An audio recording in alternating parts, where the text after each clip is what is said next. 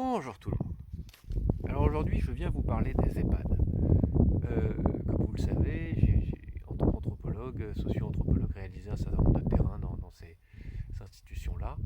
Pour ceux qui suivent la chaîne depuis longtemps, vous savez le peu de bien que j'en pense.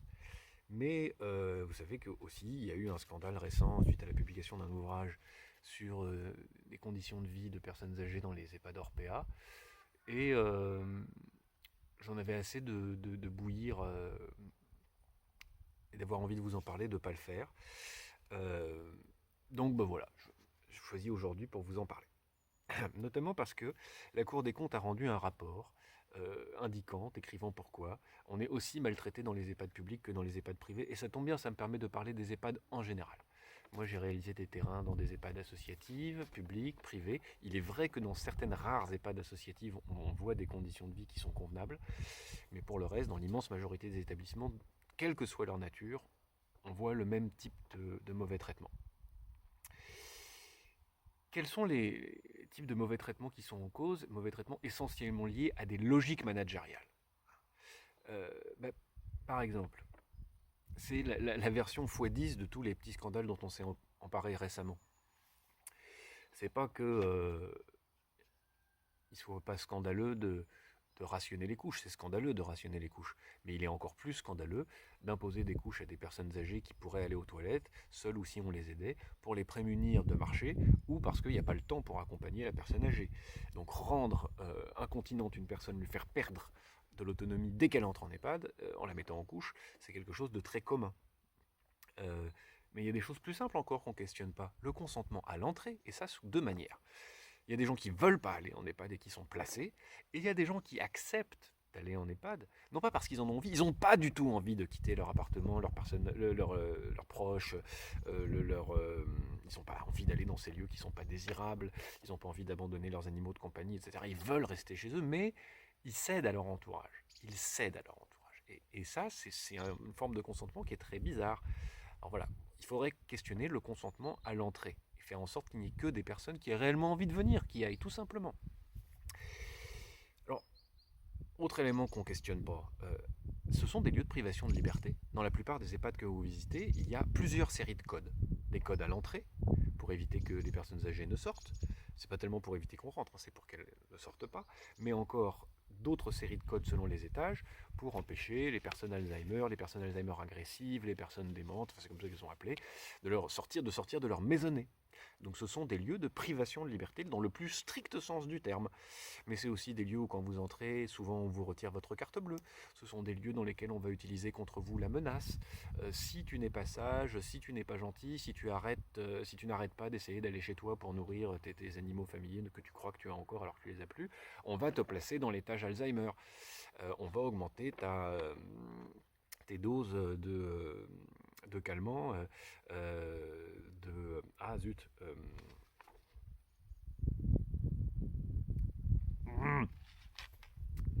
ah zut, j'ai containment qui me vient à la place du bonbon. Peu importe. On va augmenter les doses pour que tu restes bien calme. Donc voilà, c'est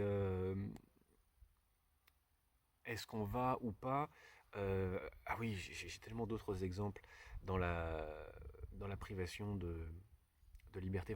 Il y a le droit de marcher à l'extérieur, mais aussi en intérieur. Est-ce qu'on va laisser les personnes aller au tabac, mais est-ce qu'on va les laisser déambuler autant qu'elles peuvent le vouloir, même si elles prennent des risques? Est-ce qu'on va les laisser choisir leurs risques ou pas?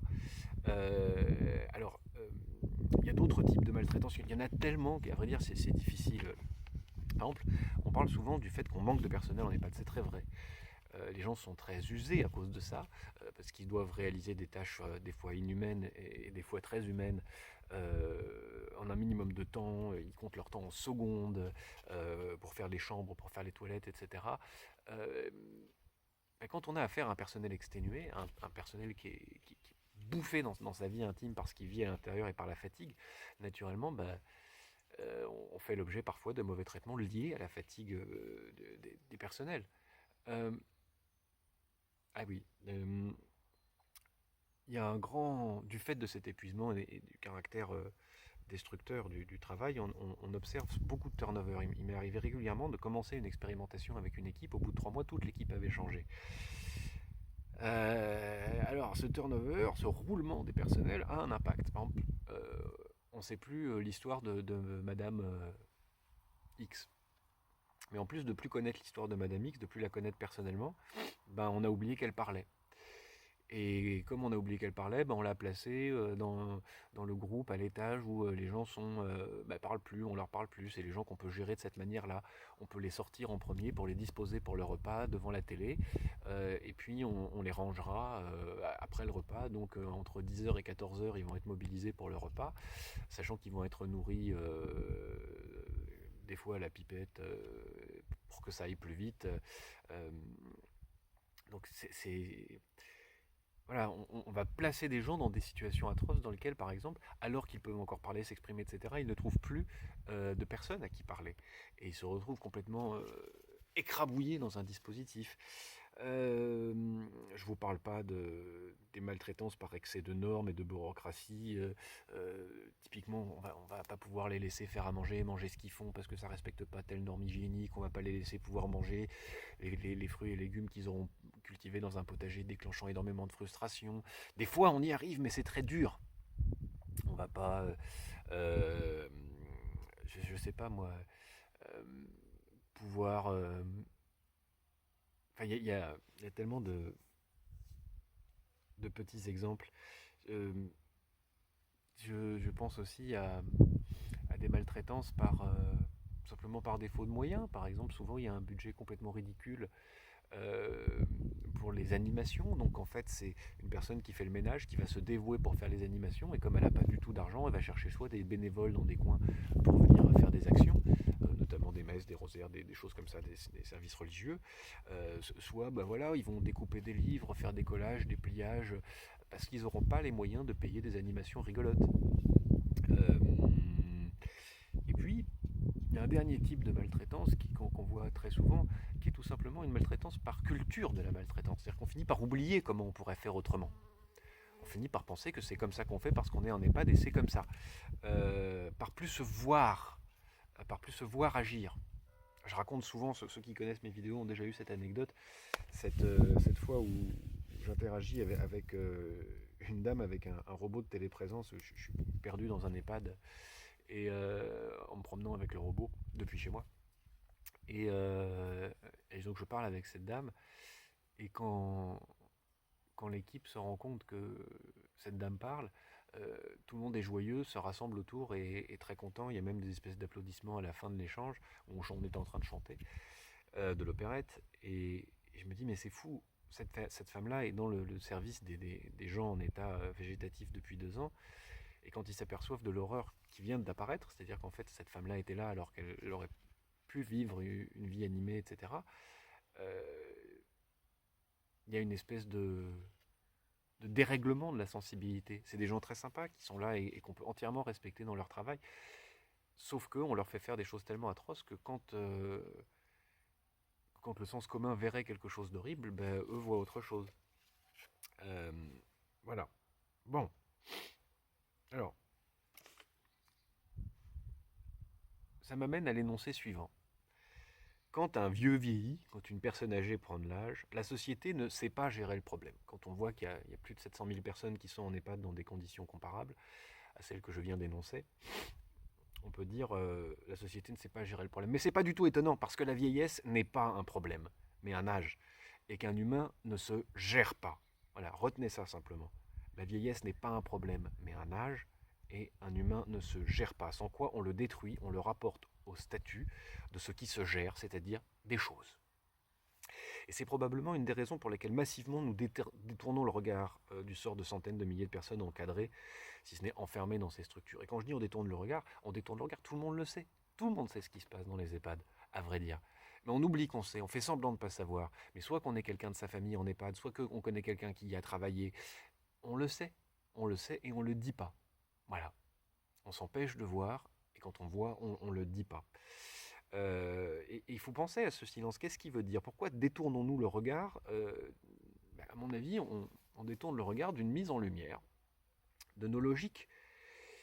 Voici ce qui se passe lorsque nos logiques de management, nos logiques libérales, c'est-à-dire notre course au profit à travers la mise en chiffre, la mise en PowerPoint, la mise en process de tout ce qui vit, arrive. Voilà ce qui arrive lorsque nous mettons nos vies, en réalité, lorsque nous mettons nos vies en management radical. Voilà, en management amené à produire du profit. Voilà ce qui arrive. Des situations d'incarcération, de torture, de maltraitance qui se multiplient avec une énorme souffrance au travail des personnels dans les EHPAD. On parle très peu, hein, alors qu'on devrait en parler énormément du fait que ces personnels-là, en 2018, se sont énormément mobilisés à partir de 2018 pour dire leur souffrance, pour dire à quel point c'était atroce de travailler dans des conditions pareilles, atroces pour elles et pour les personnes dont elles prenaient soin. Et ben oui. Ah. Le problème qu'on rencontre en parlant des EHPAD, c'est que ces EHPAD, l'existant, et le fait de ne pas le remettre en question, permet de ne pas engager des réformes colossales de notre culture qu'il faudrait engager si nous voulons nous passer des EHPAD, et qu'il faudrait engager de manière générale, mais que nous semblons craindre. Par exemple, il faudrait recréer une culture de la mort, une culture de la bonne mort, de la mort souhaitable, qui irait avec une bonne vie. Hein, l'idée de laisser prendre leurs risques aux gens plutôt que de les placer dans des situations où ils vont devenir un légume rentable. Bon. Voilà, une situation de bonne mort correspondant comme en miroir à une bonne vie. Il faudrait créer des millions de logements. Ben oui, des millions de logements, parce que si on sort des personnes âgées des EHPAD, 700 000 personnes, et qu'on essaye de leur donner les moyens de bien vivre chez elles, il faut qu'il y ait 700 000 personnes qui puissent trouver logement.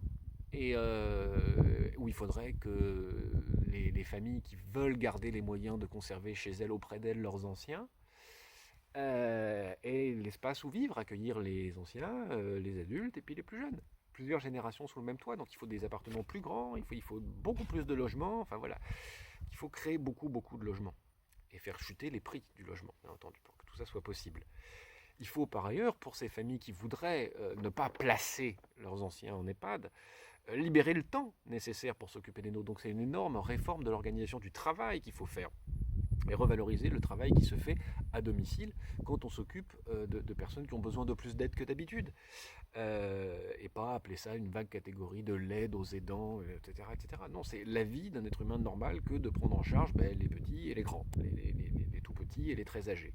Et tout ce monde-là peut vivre en harmonie. En tout cas, c'est ça qu'il faudrait réinventer. Et en fait, réinventer ça, ça demanderait de se confronter à l'horreur du fait que, dans le cadre du développement des sociétés industrielles, nous avons brisé une à une toutes ces solidarités intrafamiliales, brisant par ailleurs d'ailleurs les pouvoirs intrafamiliaux.